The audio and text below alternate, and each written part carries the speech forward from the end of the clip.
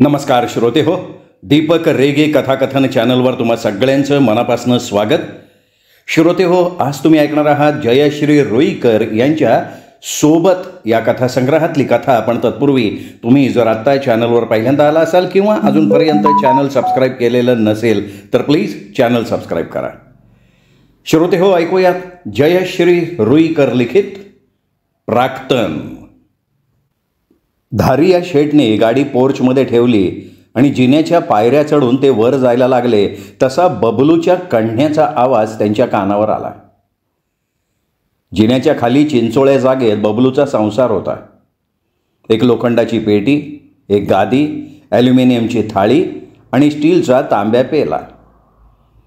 जेमतेम पाय पसरता येतील एवढीच ती जागा. गेल्या 15 दिवसांपासून बबलूची तब्येत जास्तच झाली होती. तसं आता वयही झालं होतं त्याचं. जीव हैराण झाला होता, अंगात तापही असायचा. क्या हुआ बबलू? शेठजींनी बबलूच्या अंगाला हात लावत विचारलं, पण बबलूला शुद्ध कुठे होती. बबलूला धाप लागली होती, श्वास घ्यायला त्रास होत होता. म्हातारपणामुळे ऐकायलाही कमी येत होतं. शेठ वर आले आणि आचार्याला चहा करायला सांगितला. स्वतः डॉक्टरला फोन केला. रात्रीचे 11:30 वाजून गेलेले होते. शेठचं जेवण व्हायचं होतं. बाईजीही जेवायच्या थांबल्या होत्या. आचार्यानं चहाचा कप शेठजींसमोर ठेवला. शेठजींनी चहाचा कप घेतला आणि पुन्हा जिना उतरून ते बबलूजवळ आले. बाईजी सगळं बघत होत्या. त्यांचा पारा वर वर चढला. तरा तरा त्या खाली आल्या. 11:30 होऊन गेले, जेवायचं नाही आहे का? आचार्यानं नसता दिला चहा बबलूला? शेठ काहीच बोलले नाहीत. जेमतेम एक बशी चहा बबलूनं घेतला आणि तो निपचित पडून राहिला. कण्हायला लागला. बबलूचं लक्षण काही ठीक दिसत नव्हतं. शेठ पुन्हा वर आले, पुन्हा फोन केला. आता तरी जेवणार आहात का पुन्हा त्या बबलूजवळ जाऊन बसणार आहात? शेठजी आणि बाईजी जेवायला बसले. मुलं केव्हाची झोपली होती. बबलूने कुछ खाया क्या? नाही. शेठजींचं जेवणात लक्षच नव्हतं. बाईजी किंचित चिडून म्हणाल्या, त्या बबलूसाठी खाणं पिणं सोडणार आहात का? बबलू बबलू बबलू, दुकानावर जाताना बबलू, दुकानाहून आल्यावर बबलूनं हे खाल्लं का, बबलूनं ते खाल्लं का? एका फडतूस नोकरासाठी मालकानं एवढा जीव टाकावा? काय एवढं करताय त्याच्यासाठी? काय एवढा जीव आहे त्याच्यावर? तुला नाही कळणार ते, पण सांगितल्याशिवाय कळणार तरी कसं? जाऊ दे ना, झोप तू आता. असं म्हणून शेठ पुन्हा खाली आले. बबलूच्या छातीचा भाता कापतच होता. श्वास घ्यायला अतिशय त्रास होत होता. शेठने पुन्हा गाडी बाहेर काढली. स्वतः डॉक्टरकडे जाऊन डॉक्टरांना घेऊन शेठ परत आले. बाईजी वरून सगळं बघत होत्या. मनातल्या मनात शिव्या देत होत्या. हा बबलू म्हणजे बाईजींच्या जीवनात एखाद्या सवतीसारखा सलत होता. जेवायला बसलं की मुलाबाळांपेक्षाही सगळ्यात आधी बबलूने खाया क्या हा प्रश्न विचारला जायचा. शेठच्या समोर कोणीही बबलूच्या अंगावर ओरडलेलं शेठला चालायचं नाही. त्यानं कामचुकारपणा केला आणि शेठजवळ तक्रार केली की शेठ लगेच म्हणायचे, दुसरा नोकर ठेवून घ्या, त्याला त्रास देऊ नका, त्याचं वय झालंय. जिन्याच्या खालच्या जागेत मावेल एवढ्या आकाराचा पलंग शेठने खास बबलूसाठी बनवून घेतला होता. थंडीच्या दिवसात त्याला थंडी वाजू नये म्हणून त्यावर गादी, ब्लँकेट. एक दिवस बाईजी रागवून म्हणाल्या, आता मच्छरदाणी सुद्धा आणून लावा ना त्याच्या पलंगाला. नोकराची एवढी बडदास्त कुठे बघितली नाहीये कोणाकडे. तुला काही त्याचा त्रास होतोय का? तुमच्या या अशा वागण्यानं तो शेफारलाय. काम सांगावं तर ऐकत नाही. बाईजी नेहमी म्हणत, पिताजी ने बहुत सिर पर चढाया है बबलू को. मुलं कुरकुर करत, पण शेठजींनी आपलं वागणं सोडलं नाही. शेठ बबलूशी एवढ्या प्रेमानं का वागतात हे कधी कोणाला कळत नव्हतं. अनेक नोकर आले गेले. बाईजींच्या हाताखाली नोकर टिकणं कठीण. दर 4-6 महिन्यांनी नोकर बदलले जायचे, पण बबलूचं स्थान मात्र ध्रुवासारखं आढळ होतं. त्याला काढून टाकण्याची हिंमत बाईंमध्ये नव्हती. जिन्याखालचा त्याचा संसार उद्ध्वस्त करण्याचं धाडस बाई कधीही करू शकणार नव्हत्या. पण बबलूबद्दल शेटजींच्या मनात हा सहानुभूतीचा झरा का वाहत असतो ह्याबद्दलचं कुतूहल मात्र बाईजींच्या मनात सतत जागं असायचं. किती वेळा बाईजींनी विचारलं, पण शेटजींनी उडत उडत उत्तर दिलं होतं, तुला कळणार नाही ते. एवढंच ते म्हणायचे. त्या विषयाबद्दल ते फारसं बोलायचेच नाहीत. मध्यरात्र उलटून गेली तरी शेठ बबलूजवळ बसलेले होते. डॉक्टर केव्हाचेच निघून गेले होते. शेठजींची वाट बघून बाईजी खाली आल्या. ओम बिल्डिंगमधले सगळे भाडेकरू निद्रिस्त झालेले होते. जवळजवळ 20 भाडेकरू बिल्डिंगमध्ये राहत होते. शेठनी बांधलेली ही ओम बिल्डिंग. आठवडी बाजाराच्या टोकाला असलेलं त्यांचं ओम रेस्टॉरंट आणि इतरत्र असलेल्या रेस्टॉरंटच्या 7 शाखा म्हणजे शेठच्या प्राप्तीचं साधन होतं. रेस्टॉरंट अगदी तेजीत चालत होतं. रोजची आमदानी हजारोच्या घरात होती. शिवाय बिल्डिंगमधल्या 20 भाडेकरूंकडून येणारं दर महिन्याचं भाडं. धारिया शेठ तृप्त होते. पैशाची हाव नव्हती. थोडासा देवधर्माकडे कल होताच. दर श्रावण महिन्यात महिनाभर शंकरावर अभिषेकाची धार धरली जायची. समाप्तीच्या दिवशी फार मोठ्या प्रमाणात ब्राह्मण भोजन व्हायचं. शेठजींची शिवलिंगावर अपार श्रद्धा होती. गळ्यात रुद्राक्षाची माळ होती. माळेत शिवलिंगाच्या आकाराचं लॉकेट होतं. मुलांची नावंसुद्धा शंकर, नीळकंठ, रुद्र आणि मुलींची नावं गौरी, उमा अशी ठेवलेली होती. बाईजी जिना उतरून खाली आल्या. बबलू धपापत होता आणि शेठ त्याच्या छातीवरनं हात फिरवत होते. बाईजींच्या तळपायाची आग मस्तकात गेली. पुन्हा तोच नेहमीचा प्रश्न मनात जागा झाला. एका नोकरासाठी एवढा जीव का टाकावा? त्या मोठ्यांदा ओरडल्याच. झोपायचं नाही का? मध्यरात्र उलटून गेली आहे. शारदा, अगं बबलूचं काही खरं नाही आज. पण तुम्ही कशाला बसायला हवं त्याच्याजवळ? आचार्याला सांगते मी. चला बरं तुम्ही वर. आणि वर जाता जाता पुन्हा बाईजी पुटपुटल्या.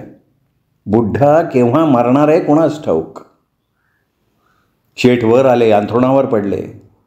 फोमची मऊमऊ गादी, सावरीच्या कापसाची मऊमऊ उशी, मखमली दुलई आणि पलंगावर लटकत असलेली फिक्कट गुलाबी मच्छरदाणी.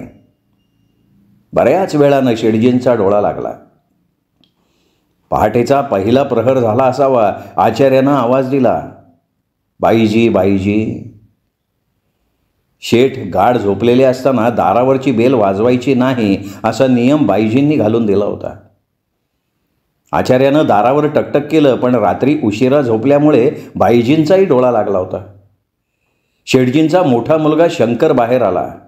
त्याला आचार्याने घाईघाईत सांगितलं, बुड्ढा गेला. बबलूचं वय वाढत गेलं तशी सगळीजणं त्याला बुड्ढा म्हणायची. फक्त शेठ मात्र त्याला बबलूच म्हणायचे. बुड्ढा गेला? केव्हा? आत्ताच. शंकरनं बाईजींना उठवलं आणि आचार्याचा निरोप सांगितला. हां, एवढा उद्गार बाईजींनी काढला. मग तू सो जा असं म्हणून त्यांनी शंकरला झोपायला पाठवलं. सबेरे देखेंगे म्हणून आचार्यालाही त्यांनी खाली पाठवलं. जणू काही घडलंच नव्हतं. इतक्या वर्षांपासून बबलू त्या घरात काम करत होता, पण त्याचा आणि बाईजींचा काही परिचय नव्हता. जणू काही कोणी अनोळखी व्यक्ती होती अशा निर्विकारपणानं बाईजींनी त्याचं जाणं स्वीकारलं होतं. एका यक्कश्चित नोकराच्या जाण्यानं घरातल्या कोणाची झोपमोड व्हावी असं त्यांना वाटलं नव्हतं. सकाळी धारिया शेठ उठत नाही तोच लहान मुलानं शेठच्या कानावर बुड्ढा गेल्याची बातमी दिली आणि शेठ लगबगीनं खाली आले. बबलूच्या त्या अचेतन शरीराकडे बघता बघता वयाच्या 10 वर्षांपासून तर आत्तापर्यंतच्या अनंत आठवणी शेठच्या मनात जाग्या झाल्या. त्यांचे डोळे काठोकाठ भरले. दुसऱ्याच क्षणी मनाच्या तळघरात दडवून ठेवलेली ती आठवण अलगद समोर आली आणि अपराधाच्या जाणीवेनं शेठ विलक्षण अस्वस्थ झाले. तसं केलं नसतं तर आज बबलू कसा दिसला असता? बबलू, क्षमा कर मला, क्षमा कर. मनातल्या मनात शेठजींनी बबलूची क्षमा मागितली आणि बेचैन अस्थिर मनानं शेठ वर आले. चहाचा कप समोर आला, पण शेठजींनी तो बाजूला ठेवला. जमिनीवर ते नुसतेच बसून राहिले. दुकानाच्या किल्ल्याने यायला रोजच्यासारखी माणसं आली, पण शेठनी त्यांना सांगितलं, आज सगळी दुकानं बंद राहतील आणि बबलूच्या अंत्ययात्रेसाठी सगळ्यांना यायला सांग. बँड बाजासकट मोठ्या संख्येनं बबलूची महायात्रा निघाली तेव्हा बिल्डिंगमधील आणि आजूबाजूच्या परिसरातील लोक आश्चर्यानं थक्क होऊन बघत राहिले. एका नोकरासाठी एवढं करावं? बाईजींचा नाराजीचा अस्वस्थ स्वर त्यांना बेचैन करत होता. दुसऱ्या दिवशीपासनं शेठचा नित्यक्रम चालू झाला. आज दुकानावरनं यायला बराच उशीर झाला होता.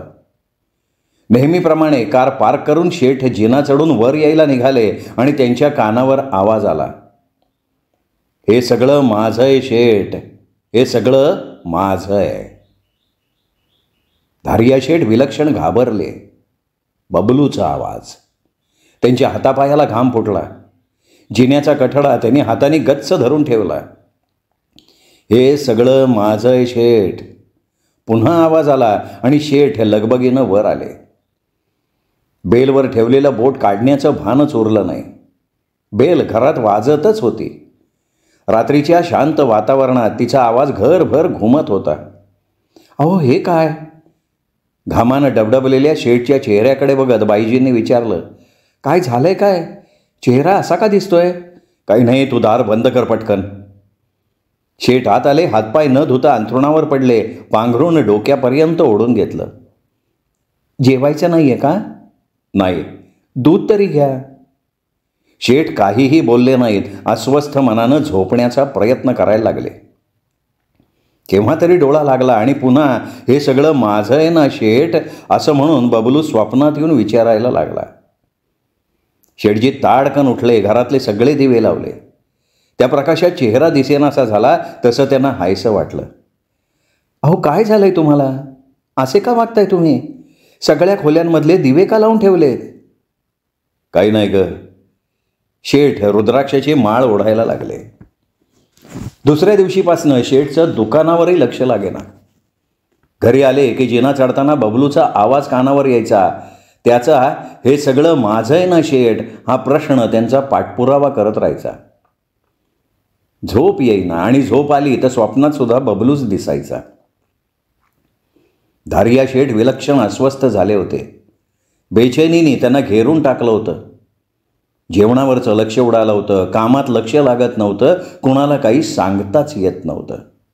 कोणाजवळ काही बोलता येत नव्हतं. बबलू जिवंत असताना कधीही असं काही जाणवलं नाही. ते त्याच्या मृत्यूनंतर इतक्या ठळकपणे समोर यावं आणि असा ठळक आरोप मांडावा. असं का? बबलूला कधी काही कळणं शक्यच नव्हतं. मग हा जाब तो का विचारतोय? 30 वर्षांपूर्वी बबलूची केलेली फसवणूक आज अशी का छळतीये?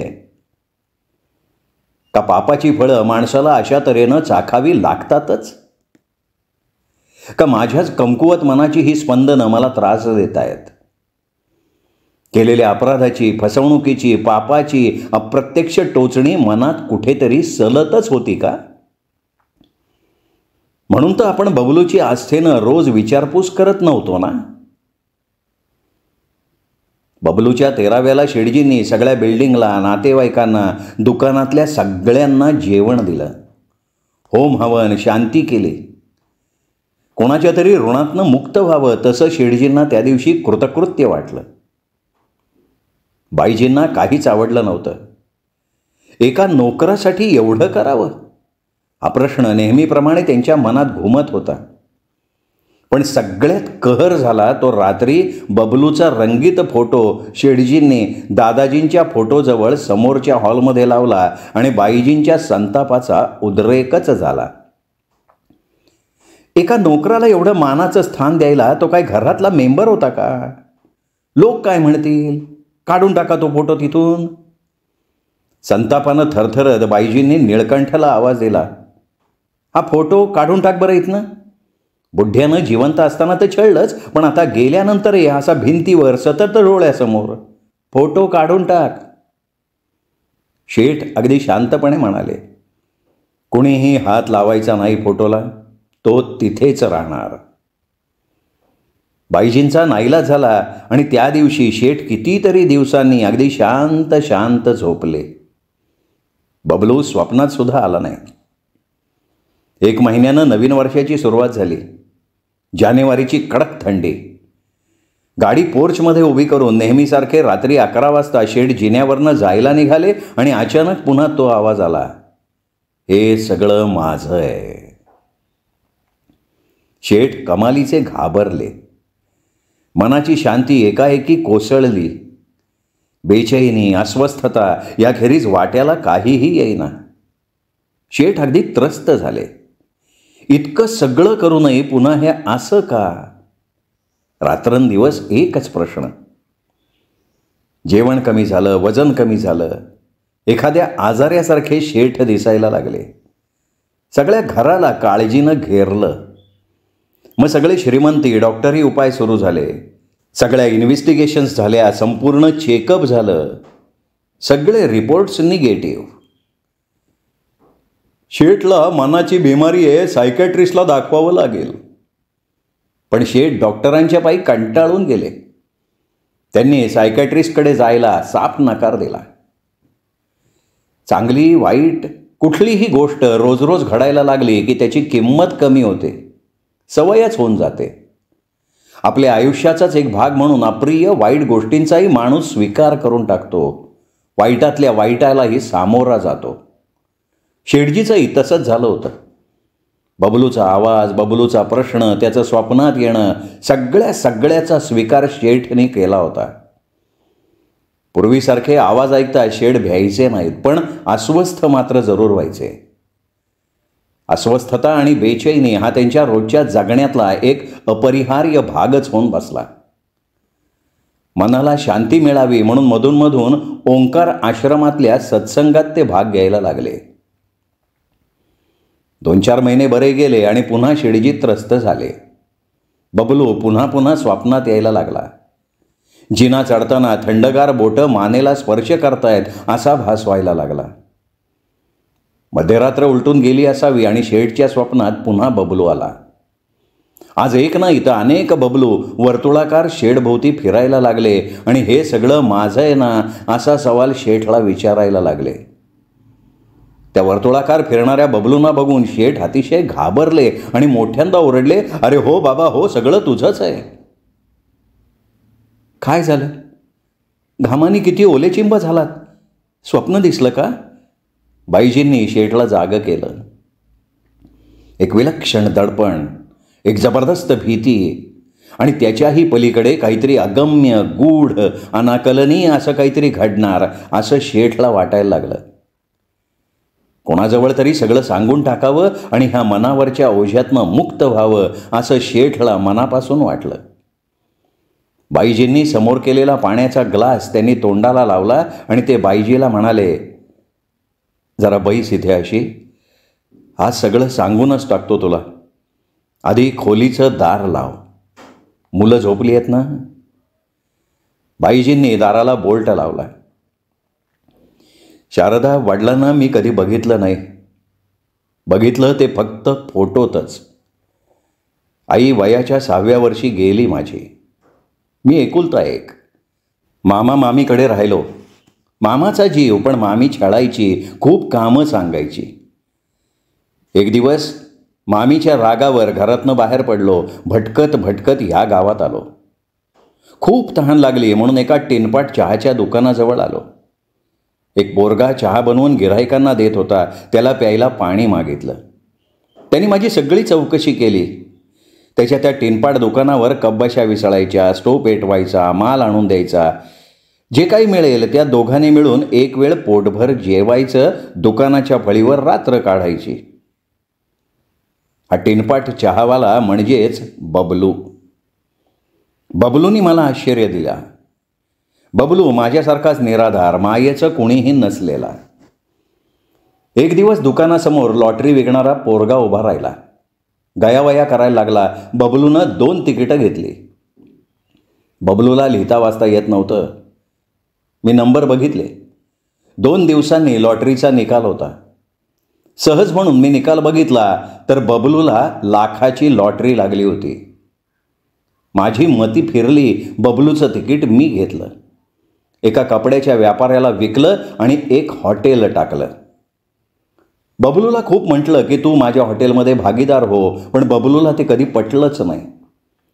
त्याचं ते टेनपाट हॉटेल आणि तो एकटा जीव सदाशिव, मजेत राहायचा, फारसं बोलणं नाही. मी हळूहळू धंद्यात जम बसवला. मोठं रेस्टॉरंट काढलं. नशिबानं साथ दिली. बिल्डिंग विकत घेतली. लग्न, मुलं बाळं सगळं ऐश्वर्य उपभोगलं, पण बबलूची साथ नाही सोडली. बबलूनी कधी तक्रार नाही केली. ओम रेस्टॉरंटच्या अनेक शाखा काढल्या. बबलूला कितीदा विनवलं की हे टिनपाट चहाचं दुकान बंद कर आणि माझ्याच रेस्टॉरंटमध्ये ये, पण त्याला कोणाशीही बांधून घ्यायचं नव्हतं. त्याचं विश्व फार वेगळं होतं. आणि एक दिवस बबलू आजारी पडला. टायफॉइड आहे असं डॉक्टरांनी निदान केलं. मी बबलूला घेऊन घरी आलो. पण त्याचं रूप बघून तुला त्याला घरात घ्यावंसं वाटलं नाही. मग जिन्याखालच्या चिंचोळ्या जागेत तू त्याची राहायची सोय केलीस. बबलू बरा झाला, पण त्याचं चहाचं दुकान बंद झालं ते झालं. माझ्या रेस्टॉरंटमध्ये काम कर म्हटलं, पण तेही ऐकेना. आणि मग तो आपल्या घरातली छोटी मोठी कामं करायला लागला. घरातला नोकर एवढीच त्याची किंमत राहिली. आणि पुढचं तू बघतीच आहेस. त्याच्यामुळे मी मोठा झालो. त्याची लॉटरी मी घेतली. तो असताना कधी जाणवली नाही ती अपराधाची, त्याच्यावर केलेल्या अन्यायाची जाणीव मनात तीव्रतेनं जागी झाली. त्याच्या ऋणातून मुक्त व्हावं म्हणून मग तुझी नाराजी सहन करूनही मी नको इतकं केलं, त्याच्या आत्म्याला शांती मिळावी म्हणून. पण काय हो, तो गेला तेव्हापासनं माझा अक्षरशः छळ सुरू आहे ग. शेठजी गदगदून रडायलाच लागले. अगं तो सारखा येतो आणि विचारतो हे सगळं माझं आहे ना. मग माझं कशातही लक्ष लागत नाही. हे बघा, तुम्ही एक गोष्ट मनातनं काढून टाका की तुम्ही त्याची फसवणूक केली आहे. तुम्ही त्याला चांगलं आयुष्य जगण्याची संधी दिली होती, त्याने ती नाकारली. तुमचा काय दोष? दैव देतं आणि कर्म नेतं असं म्हणतातच. बबलूच्या बाबतीत तसंच तर घडलंय. तुम्ही कशाला मनाला लावून घेताय? हे बघा, ही अपराधाची जाणीव मनातनं काढून टाका आणि निश्चिंत व्हा. तुमच्या पापभिरू मनाचे खेळ येत होते. बाईजींनी आपल्या परीनं शेठजींची समजूत घातली.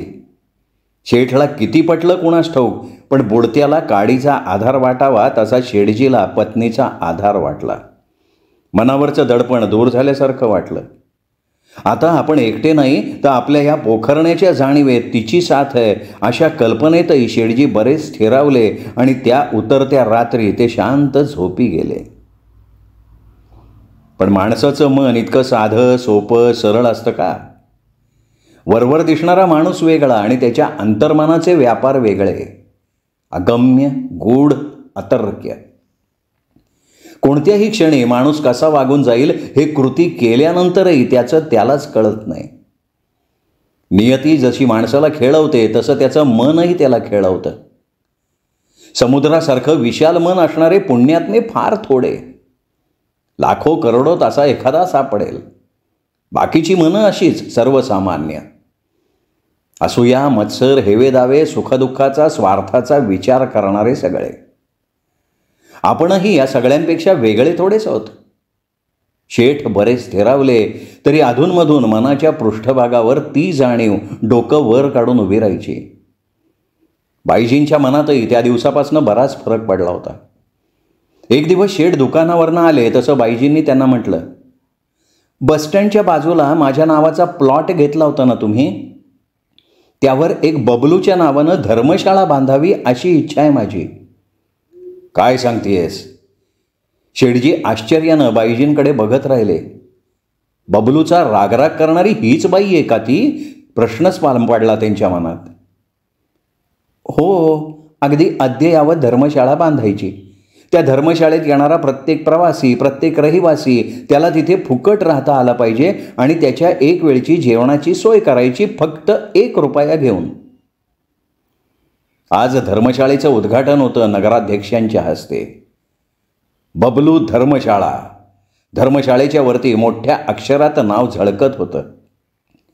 येणारा जाणारा ज्याला बबलूबद्दल माहिती होती ना, तो म्हणत होता, स्वामीनिष्ठा ऐतिहासिक, पौराणिक आणि आजच्या काळातही ऐकली, बघितली, पण अशी नोकरनिष्ठा कधीही बघितली नव्हती की ऐकली सुद्धा नव्हती. धारिया शेठ म्हणजे ग्रेट माणूस.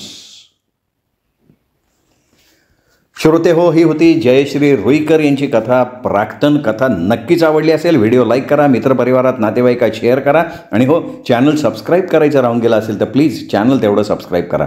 पुन्हा भेटूयात अशाच उत्तम साहित्याचं. तोपर्यंत नमस्कार मित्रांनो.